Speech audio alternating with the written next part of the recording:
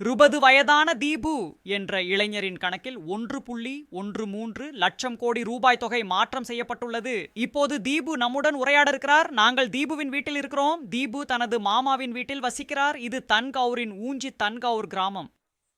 அங்கு ஒரு வீடு உள்ளது மற்றும் தீபுவின் பாட்டியும் எங்களோட உள்ளார். முதலில் நாங்கள் தீபுவோட பேசுவோம் மற்றும் இந்த 37 இலக்க தொகை இவர்களின் கணக்கில் மாற்றப்பட்ட போது தீபுவின் முதல் எதிர்வினை என்னவென்று அறிய முயற்சிப்போம். தீபு, அந்த நேரத்தில் நீங்கள் என்ன செய்து கொண்டிருந்தீர்கள் மற்றும் உங்கள் கணக்கில் 37 இலக்க தொகை மாற்றப்பட்டுவிட்டது என்பதை நீங்கள் எப்படி அறிந்தீர்கள்? அந்த நேரத்தில் நான் ஆகஸ்ட் மாதம் 2ஆம் தேதி மதிய நேரத்தில் உணவு உண்டு கொண்டிருந்தேன். அப்போது நான் என் தொலைபேசியை பயன்படுத்தி கொண்டிருந்தேன். தொலைபேசியை பயன்படுத்திய போது அதில் சிம் இல்லை என்று எனக்கு தோன்றியது. அதில் சிம் போட்டபோது என் கணக்கில் உள்நுழைய நான் அதில் ரீசார்ஜ் செய்து சிம் ரீசார்ஜ் பண்ண பிறகு என் கணக்கில் லாகின் பண்ணேன். லாகின் சொன்ன பிறகு என் கணக்கின் இருப்பு சரிபார்த்தேன். அதில் திடீர்னு மிகப்பெரிய தொகை வந்தது. அதை எண்ணிய போது கணக்கில் சொல்ல முடியாத அளவுக்கு பெரிய தொகை. ஆனால் நான் அதை எண்ணிய போது அதில் 37 இருந்தது. எனக்கு தோன்றியது இது ஒரு தொழில்நுட்ப பிரச்சனை என்று. உங்களுக்கு தோன்றியது தொழில்நுட்ப பிரச்சனை என்று, ஏனெனில் 10 கோடி 20 கோடி 100 கோடி 1000 கோடி வரை மனிதன் எண்ண முடியும். இது 37 இலக்க தொகை மற்றும் எனக்கு தோணியது இந்த பணம் உண்மையில் வர முடியாது. ஏனெனில் இது என் சேமிப்பு கணக்கு மற்றும் சேமிப்பு கணக்கில் இத்தனை பெரிய தொகை வர முடியாது. 1 கோடி ரூபாய்க்கும் மேலே சேமிப்பு கணக்கில் வைத்திருப்பது மிகவும் சாத்தியமற்றது. மேலும் நான் சரிபார்த்த போது அப்போது நான் என் ஃபோனை ஆஃப் பண்ணி அப்புறம் அதை மீண்டும் ரீஸ்டார்ட் பண்ணி என்னுடைய லாகின் செஞ்சு மறுபடியும் செக் பண்ணேன். அப்போ அது மீண்டும் அதே தொகையை காட்டத் தொடங்கியது. எனக்கு தோணுது இந்த தொகை உண்மையிலேயே இருந்தால் அது டிரான்ஸ்ஃபர் ஆகும். ஒரு கணத்தின் மகிழ்ச்சி தான் இருக்கும். ஆமாம், எனக்கு அப்படி தோணியது. ஏதாவது மேலிருந்து கொடுத்துருக்கலாம் அப்படின்னு. எனக்கு உண்மையிலேயே இந்த பணம் இருந்தால் அது எனக்கு மாற்றப்படும் என்று தோண்டியது. எனவே நான் சில நபர்களிடம் சொல்லாமல் பார்த்தேன். என் வீட்டில் குடும்பத்தினருக்கு முறை சொன்னேன். என் மாமா கூட எங்கள் கூட உட்காந்து சாப்பிட்டுக்கிட்டு இருந்தார். அவங்களுக்கு மாதிரி சொன்னாவே அவங்களுக்கும் நம்பிக்கை இல்லை அது இந்த தொகை உண்மையில் என்னிடையே இருக்குதான்னு. இது மாமா, அவங்களுக்கும் நம்பிக்கை இல்லை. அவங்களுக்கு அது ஒரு தொழில்நுட்ப பிரச்சனை என்று தோன்றியது.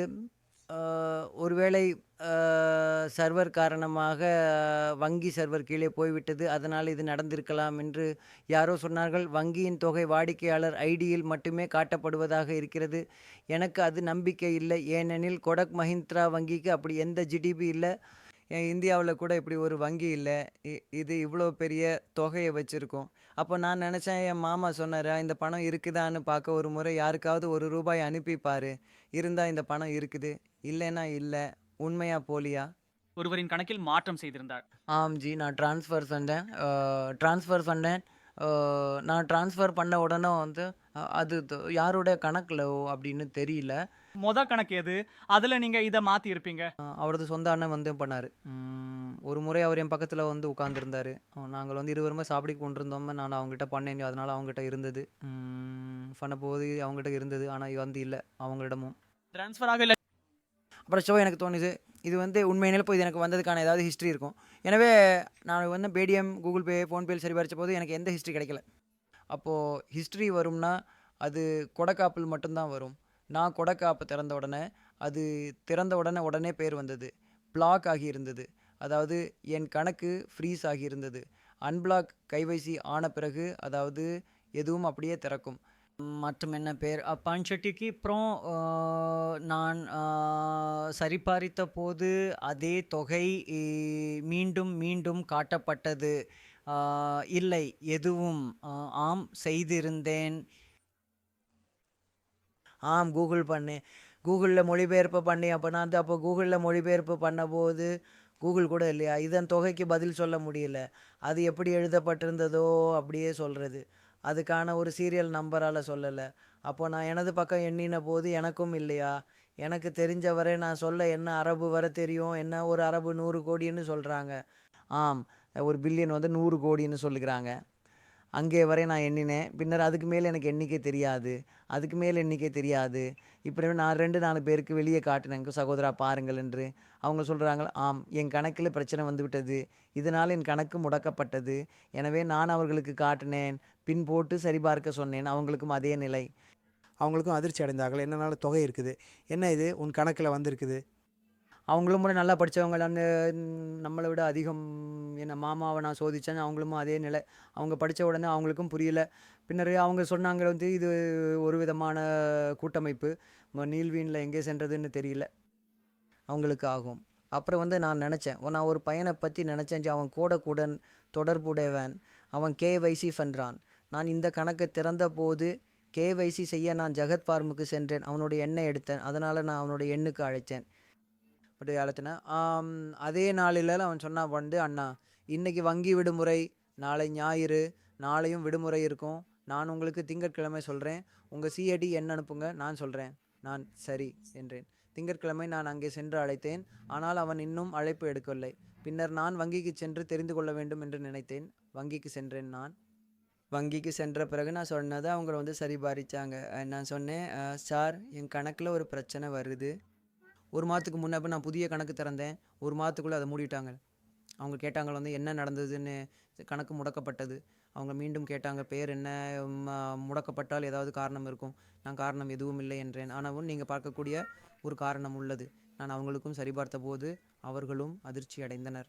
அவர்களும் அதிர்ச்சி அடைந்தனர். நான் அங்கு இருந்த அனைத்து ஊழியர்களும் ஒருவரை ஒருவர் பார்த்து, எங்களுடைய கோடக் மஹிந்திரா வங்கியில் இவ்வளவு தொகை வந்துள்ளது என்று கூறினர். அப்புறம் அவங்க தங்கள் சிஸ்டத்தில் விவரங்களை சேர்த்த போது அவங்க சொன்னாங்க, இது எந்த தொகையும் இல்லை, சர்வர் பிரச்சனை இருக்கலாம், உங்கள் கணக்கு பூஜ்ஜியம் இருப்பு. சரி அப்படின்னா சார், கணக்கு அன்பிளாக் என்ன அன்பிளாக் நீங்களே செய்யலாம், அது அன்பிளாக் ஆகிவிடும், பிரச்சனை இல்லை. ஒருவர் சொன்னார், இதை நீங்கள் மூடிக்கொள்ளுங்கள், அக்கவுண்டை மூடிவிடுங்கள். நம்மளால மூடிட்டேன். பிறகு நான் கேட்டேன், என்று மூடணும், ஒரு ஏதாவது காரணம் சொல்லுங்க அப்படின்னு. இதனாலே மூடணும், என்கிட்ட ஏதாவது கடன் இருக்குதா, அல்லது நான் செலுத்த முடியலையா, என் கணக்கின் சிபில் குறைஞ்சிச்சா, அதனால நான் இப்பொழுது தான் திறந்தேன். நான் இது எத்தனை மாசங்கள் பழையது? இந்த கணக்கை நான் இப்பொழுது 2 ஜூலை அன்று திறந்தேன். இந்த கணக்கு ஆம்ஜி 2 ஜூலை அன்றைக்கு என்னாலேருந்து நான் 26, 30 ஜூன் அருகில் திறந்தேன். மற்றும் இதன் கேவைசி முழுமையாக முடிந்த பிறகு 2 ஜூலை. ஒரு மாதம் பழைய கணக்கு. ஒரு மாதத்துக்குள்ளே தான் திறந்தேன். இதுக்கு 1 மாதம் ஆயிடுது. இது ஜூலை மாதம் திறந்தேன். ஆகஸ்ட் 2ஆம் தேதி திறந்தது, பணம் வந்து விட்டது, 1 மாதம் ஆகிவிட்டது. அப்போது நான் சொன்னேன், சரி ஜி, ஆனால் பரவாயில்ல. நான் சொன்னேன், நான் மூட மாட்டேன், நான் இந்த கணக்கை இயக்குவேன், என் கணக்கை அன்லாக் பண்ணுங்கள். அவங்க சொன்னாங்க, உங்களுக்கு விருப்பம் வருகிறது, நீங்கள் இங்கேருந்து விவரங்களை நிரப்புங்க. மற்ற தொகை கணக்கில் வந்ததுக்கு ஏதாவது செஷன் நினச்சிக்கல. அந்த அளவு தொகை வந்தாலும் அது எனக்கு வராது. என் நிலை வர்றதுக்கு முன்பே எனக்கு சொல்லணும். சிபிஐ மற்றும் சேர்ந்து சைபர் செல் அதிகாரிகள் எல்லாம் எனக்கு வருவாங்க. இதுக்கான தகவலை எடுத்து அதை அனுப்பியவரையும் அதை பெற்றவரையும் தேடுவாங்க. இந்த தொகை எங்கிருந்து வந்தது என்று எந்த செய்தியும் வரவில்லை. இதனுடைய செய்தி வரலன்னா இதை செய்தி இல்லாமல் காட்ட தொடங்கியது. இது போலி இருந்தாலும் ஒரு அல்லது 2 நாட்டில் மறைந்து போயிருக்கோம். இது மோசடி இருந்தாலும் அல்லது தொழில்நுட்ப சிக்கல் இருந்தாலும், தொழில்நுட்ப சிக்கல் 1 நாள் அல்லது 2 நாட்கள் இருக்கும், 3ஆவது நாள். நீங்கள்ட்ட தொழில்நுட்ப சிக்கல்களை பற்றி பேசுறீங்க. ஒரு முறை நான் உங்கள்கிட்ட சொல்வேன், நேவி ஆப் உள்ளது. நேவி ஆப் ஒரு முறை திறந்து எங்கள் கேமராவில் இப்போ நீங்கள் என்ன காட்டுகிறது அப்படின்னு காட்டுங்க. நான் கேமராமேன் அவங்ககிட்ட போய் உங்களுக்கு காட்டுமாறு கேட்டுக்கொண்டேன். நீங்கள் இப்படி நேராக ஃபோன் பண்ணீங்க. ஆம், இது என் கோடக் மஹிந்திரா வங்கி. நான் இதில் பின் எண்களை உள்ளிடுவேன். சரி, மற்றும் இது இப்படி சூடியம் காட்டுகிறது. சில நேரங்களில் சரியாக இருக்குது. அப்புறம் இதை மீண்டும் மாற்றி மீண்டும் செய்வேன். அது மீண்டும் அதே செயலை செய்யும். இப்போ இந்த மீண்டும் அந்த தொகையை காட்ட ஆரம்பித்தது. இது 37 இலக்க தொகை நீங்கள் பார்ப்பீர்கள். சில நேரங்களில் இது 0 காட்டுகிறது. சில நேரங்களில் இது 1 பில்லியன் 13,56,000 கோடி ரூபாய் ஆகிறது. கிட்டத்தட்ட இது இத்தனை தொகை என்று கூறப்படுகிறது. மற்றும் இப்போதும் நெவி ஆப்பில் இது லாகின் செய்யப்பட்டுள்ளது. பாஸ்வேர்டை தீபு உள்ளிட்டுள்ளார். மற்றும் நீங்கள் பார்ப்பீர்கள், தொகை இன்னும் அதே அளவாகவே உள்ளது. சில சமயம் 0 காட்டுகிறது, சில சமயம் இது அதே தொகை தான் 37 இலக்கமாக காட்டுகிறது. ஆகவே தீபு இந்த தொகை காட்டும்போது முதன்முறையாக நீங்கள் இதை பார்த்தபோது இதிலிருந்து பணம் எடுக்கலாம் அல்லது எதையாவது திரும்ப பெற முயற்சிக்கலாம் என்று நினைத்தீர்களா? பின்வாங்க முயற்சி செய்தேன். ஆனால் இதிலிருந்தே முதலில் எவ்வளவு தொகை மாமாவின் கணக்கில் சேர்த்தீர்கள்? முதல் தொகையை நான் இப்படி தானே ஏதோ 10,000 ரூபாய் அளவில் சேர்த்தேன். 10,000 ரூபாய் அளவில் சேர்த்தேன். எனக்கு தோன்றியது என்னவென்றால் 10,000 ரூபாய் இதிலிருந்து வந்தால் இது உறுதியாக இருக்குதுண்டு, இல்லைனால் இது போலியானது. பின்னர் கூடுதலாக இது போலியானது, இல்லைனால் என் கணக்கு முடக்கப்படாது. என்ன பேர் இது? என் கணக்கு முடக்கப்படலை. ஆனால் இது தொகையை காட்டினால் நான் யாருக்காவது மாற்றினால் அது மாற்றப்படலை. என் கணக்கு முடக்கப்படலை என்றால் இது மோசடின்னு நம்பலாம். என் கணக்கு இதுக்கு பிறகு உடனடியாக முடக்கப்பட்டது. மேலும் நான் யாருக்காவது மாற்ற முயற்சிக்கும் போது அது நடக்கலை. சரி, ஏதேனும் தகவல், உதாரணமாக வங்கி வருமான வரித்துறைக்கு தகவல் கொடுத்து அதன் பிறகு உங்க கணக்கு முடக்கப்பட்டதா? தெரியல சார், என்னால் சொல்ல முடியாது. எனக்கு அப்படி எந்த தகவலும் தெரியாது. பேசினேன். வங்கி என்ன சொல்றது? வங்கி இது சொன்னது, நீங்கள் கவலைப்படாதீங்க, உங்கள் கணக்கில் எந்த தொகையும் இல்லை, உங்களோட இருப்பு 0.